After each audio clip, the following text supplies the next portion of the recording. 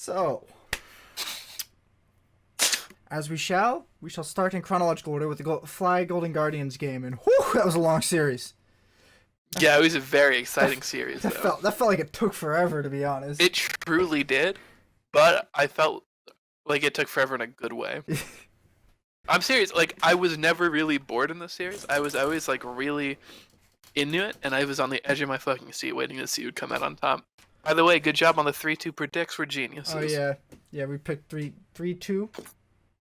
100%, 3-2, 3-1, 100%. We're untouchable. Can't wait for it to be ruined this week by something stupid. Yeah. I mean, yes. So this whole series started off with Viper just dying in lane to Haunter from a surprise ultimate, apparently. Yeah, that is how it started. And I'm just sitting here watching that engagement, and I'm just like, boy. hang on, if he hit R 3 seconds sooner, he could have gone in on him and won. I know, dude. He waited till the cannon auto was in the air, and then hit R, and then died in the middle of the cast, and that was just a goddamn shame. I like, that mistake honestly feels like the biggest mistake of this entire series, because it set Haunter off that entire game and made topside just entirely Golden Guardians favored. So there's nothing that Flyquest could do to right that ship, and they just couldn't sustain against him, just split pushing against them the whole game. So Viper seemed to be a bit of a weak spot for Flyquest, and I don't think that's going to change. In the first game, yeah. But then he also went 2-0-7 on Rise. And he also went 4-2-6 on Aurelia. Pardon my voice. He did do really good in the Aurelia game. I'll give him that. Yeah, he did pretty good in the Rise game too, I thought. Yeah, they've picked a better comp for their team, I think, in the last 2 games. Well, yeah, but that'll make anyone play better. No. I mean, like, for their playstyle. They had that kind of 1-3-1-ish kind of push, really skirmishy, really team fighty, something that we said that these two teams should probably be looking to. Not trying too hard to play this global pick comp strategy, but definitely going for, like, face smashing team fighting. No, I agree with you. I'm just saying that, like, other than the one mistake, which, like, you know what, fair enough, dude. First game of the quarters, your nerves are a little live. It happens. You lose the game, but you come back and win the series, so it's not too bad. But I think that Viper definitely warmed up as the series went on. Maybe I don't think just because of the team comp changes. Well, I'm surprised that Haunter didn't win lane better on Yorick in game 2, because in my experience, Yorick has the potential to do really well against Jace, but I guess if you're more cognizant of avoiding Yorick's abilities, I guess it's better. But I don't know. I still feel like Yorick should be able to duel on him. Duel on who? Duel on Jace. Yeah, I don't know. I don't really know that matchup at all because I have barely ever played either of those champions. So, I know. Do you want to talk about Pobelter? Because he looked fucking nuts. Yeah, we can talk about Pobelter. Pobelter looked really good this series and kind of triggered Reddit into shouting about Zoe for the next 2 days. Yeah, he got shit on in the first game, but all of Fly got shit on the first game, so I'm willing to look past it. Yeah, Flyquest didn't do too hot the first game. They had this Protect the COG comp, which I was not a fan of. Me either. But they went from that. I mean, Pobelter bounced back from a 0-4-1 performance to a 4-0-8 performance. I think they really surprised Golden Guardians with the Slain pick. 6-0-7, by the way. Yeah. They definitely knew it was coming, but I don't think they knew it was going to be that good, or at least that effective. Pick, yeah. Yeah. To be honest, I didn't even anticipate it to be that good. I was like, all right, that's pretty safe. And then he absolutely demolished the game on it. I think he was crazy. Helped a lot too. I think Elise getting a lot of lane for pressure. Sure. I don't disagree, but I'm still shocked that it didn't feed. Like, I feel like Jarvan is a good jungler, but I think people are falling back on him too hard and not thinking about other options when they should. I think that's a completely reasonable criticism of what happened in this game. And It happened in both series. in the next series, plays him like 3 times. I know, and Rush plays him too much. That's the whole thing. I don't know. I mean, he's definitely good, and he's definitely really good pressure, really versatile in the fact that he could build AD, he could build tank, although typically it's tank in the LCS. But I agree. I think that there are some games where it's just not really the pick, but it was picked anyway. Did contracts go? Did contracts troll? No. No, I want to know if contracts also went Conqueror. What game? He went Electrocute. Because I saw that Rush went Conqueror on No, Jarvan. he went Electrocute. Yes. See, that's the correct option. I agree. And I'm just sitting here wondering, why are you running Conqueror? Wow. Yeah, Conqueror, especially on tank Lee Sin, feels like maybe questionable to me. Not Lee Sin, Jarvan. Oh, Jarvan, you're right. I'm sorry. It feels maybe questionable to me. That part doesn't change, but it just feels weird. Like he's building tank and you're building Conqueror, which doesn't scale off tank. Like build Aftershock at least. I mean, Electrocute's still just better. Yeah, Electrocute is definitely better, but like come on. Electrocute is the pick, and like I know that, and I'm not very good at this game, so he definitely knows that.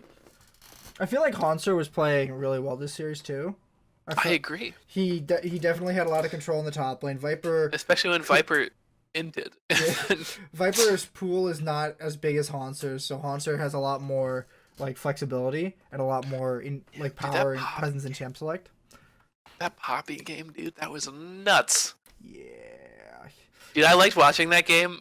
He got like 3 kills in one fight. Yeah, was that the game where they kept swapping back and forth? No, that was in regular season. Oh wait, you're right. Fucking, I saw 3 Drakes, so I thought, yeah, I'm trolling. 3 air Drakes. I'm trolling. Oh, wow, Flyquest had no map control that game. They didn't get anything. Oh, they got 2 towers. That's it. Yeah, they got pounded that game, but that's okay because they won the series, and it doesn't matter. A W is a W. We take them. Yeah, but when Golden Guardians was winning, I felt like they were winning because of Hanser and Froggen. Yeah, I felt like was definitely underperforming this game for the series. He was definitely underperforming. But yeah, and I mean, to be fair, you don't always need the AD presence if you've got like an insane top and mid, but it never hurts. Obviously, there's going to be a little less shine on you if your team is popping off uncontrollably and getting all the resources, but it really did feel like the Hanser and Froggen show when they were winning. And then I think Froggen actually started to fall off at the end of the series as Pobelter was coming online. Oh, well, it definitely was 8-0 game 1, by the way, so maybe we should shut up, but... Right, but I just... This whole series kind of felt like a bit of, like, counter-arcing each other, where one team was going up and the other team was going down, but I don't think Hanser felt that at all, for the most part. And I do feel like definitely fell really hard, and Froggen started falling a bit in the series. Contracts, I think game 1, his Urgot play was pretty good, but... A rare compliment on jungle Urgot from Anthony. You won't get much of those. But then they started putting him on Jarvan, and I felt like he lost a lot of agency. And they aren't banning Urgot. Urgot's not banned, like... Or very bad. He's pretty pickable, like I don't know why they're picking J4 over Urgot in these games. Probably frontline potential. Because he gets way tankier. I don't know.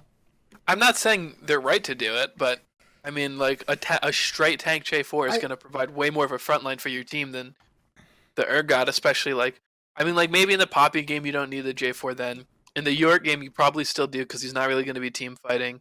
It looks like they were pairing it up with... The Aatrox game you'll probably need that. It was looked like they were pairing it up with Galio.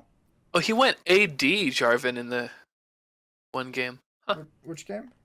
Game 4, where Aatrox top, Vel'Koz mid. Kaisa. Yeah, he went Bruiser, but I think they did that because they had Galio and Aatrox, right? No, for sure. Yeah, I know why they did it. I was just surprised to see it. But yeah, it definitely looks like they're trying to get that dive combo with Galio for Jarvan just because, and they then ran it Yeah, with Kindred in I game believe it 5. was called the Dunk Bucket by one Captain Flowers. By one Mr. Captain Flowers. I believe that's what they named that one live on the air. Bucket, The Dunk Bucket. oh, that's You make the duck, you make the bucket, you dunk on the bucket. Easiest R of my life if I'm Galio. Okay. Well, they're trapped in a cage. They're not getting out unless they blow their flashes. Anyway. My boy, Wild Turtle, though. Hey, we called it. We said if they win, it's going to be through our boy Wild Turtle. And he popped off. Oh, Wild Turtle played so good in the last 2 games. He played so well. The Vayne game, I had a lot of questions, but a lot of the questions were to the draft of having 0 frontline for Vayne. Again, which we talked about last week. The same problem they had in game 1 with Kog'Maw. They had a Braum, which isn't a tank. They had a Braum, which isn't a frontline, he's a peeler. Yeah, I don't know what that draft was. But hey, look. They put him on Varus, popped off. They put him on Ezreal, popped off. They put him back on Varus, popped off. Dude, he's crazy, dude. Like, and shout out to Santorin, too. He played super well. Why did this laptop turn off? What the hell? I don't know. Why do you have a laptop in front of your desktop? I have 4 computers around me, bro. 4 computers or 4 monitors? 5 monitors, 4 computers. Why? One of them's on the laptop. That didn't answer. I don't like you. Anyway. We're talking about League of Legends, not my affliction of computers. I mean, it might be an intervention soon, dog. Come get me. You know I can. Anyway. I digress. So, Braum is like the most picked champion without any bans in the playoffs right now. That makes sense, though. And I don't know why. Like, are you serious? Like, no, because Varus and Kaisa are insane with Braum. But it's not like they're picking him to counter poke comps that much. They're just picking him to be a little bit of peel. Yeah, but the peel helps on carries like Varus, right? And like, so like, let's look at the carries he was picked with. Last game, Lucian, obviously a really strong lane. Varus in the game before that. The peel's really helpful for Varus, and because he went lethal tempo Varus, he can proc those stuns like crazy.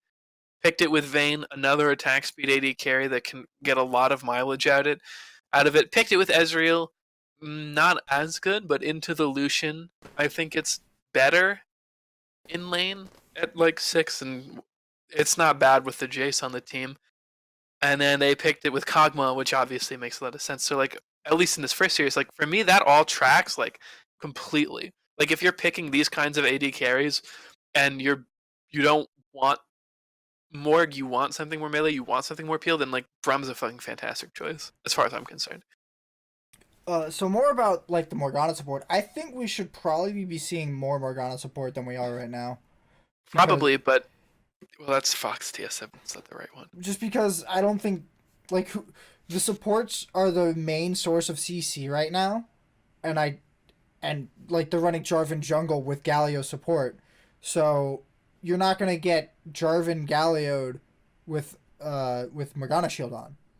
So why are we not picking this as a counter to Jarvan Galio? So you can just pop the shield on, and it's like it's not gonna break. It probably won't break through the combo. You can't shield the ult, which is the point of the Jarvan. I mean, sure, but what is any other person support gonna do for that? Tom Kench is gonna munch your ass up, dude. Yeah. Get your bum ass out to safety. Yeah, it actually wasn't. Morgana was not banned at all in the first series. It was banned every game in the TSM series. Yeah. By TSM. Pretty sure they're afraid of Fox playing that. Because Hakuho, yeah. I don't think about Morgana, Hakuho. I think it's definitely a Froggen pick. For Echo FOX, who Froggen's not on? Oh wait, I'm an idiot. Fuck you. Yeah, you're right. You mean they were so afraid of Froggen's Don't Morgana? You dare. They were so afraid. They're like, we I can't want to even talk let about a team. this Flyquest team. We can't comp. even let the team Froggen was on like 2 years ago. So, Flyquest team comp so in Game dude, 5. Dude, we've talked about these super teams for greedy. 9 weeks, dude. What's wrong with you? It's super greedy for them to run Aurelia, Lee Sin, You said Zoe, Bracken was on Echo FOX. and Morgana. That is so greedy. Yes, I agree with you. How? But you also said How do I'm you? gonna drop it now. How do they lose? How do they not lose this game playing this greedy? The answer is Pobelter gets some really dirty kills, but What is that, that's the not last the game? fun story. Yeah, the very last game. Oh, dude, it's because Pobelter played out of his fucking mind. What are you talking about? Pobelter was insane. Look. All I'm saying is pressing flash 3 times to traverse the entire enemy jungle in about 2 seconds. That's not playing League of Legends. That's hacking. No, that's just Zoe. Well, Zoe's just kind according of to certain game designers, it is now playing League of Legends. Experts don't agree on whether or not it's a bad thing. Game designers. Do you know Certain game designers who will remain nameless because I don't know their name. The guy who made Zoe's name is certainly T. Is that true? Yes. Oh wow, that was a great joke on my part then. This is why I'm I didn't sad even that know you that. didn't know who made that champion. That was a completely accidental joke. You have hurt me by not knowing who certainly T is and all the champions that he's induced upon. Pretty sure he made Yasuo. And Yeah. Zed. And said, Made "Oh, Zed dude, too. all the worst ones." Yeah. Fuck that, dude. Every champion that I genuinely hate to play against or with. That's fucking crazy. Yo, you think they call him when they're like, yo, solo queue isn't toxic enough? Certainty, we need you to make solo queue more toxic. That's what the T is for, dude. Certain toxicity, dude. Okay, anyway. So, Game design, flame aside. So I think Pobelter actually was incredible this game. His map presence was nutty. He managed to end the game with the exact same CS as his enemy laner, and I like that consistency. I like that evenness, especially because it's a palindrome number, 252. Shoutouts to that. But otherwise, he just fucking dumpstered them. It was insane. And then Turtle got a head off of it. Viper got a head off of it, and they just won the fucking game. I mean, so. All right, thank you for joining us for this jungle quarterfinals coverage on the Legendary League of Legends podcast. You can catch us every week at 7 p.m. Eastern on twitch.tv/NizzyTV11. Catch the VODs on my YouTube channel, and have a nice day. Have a good night.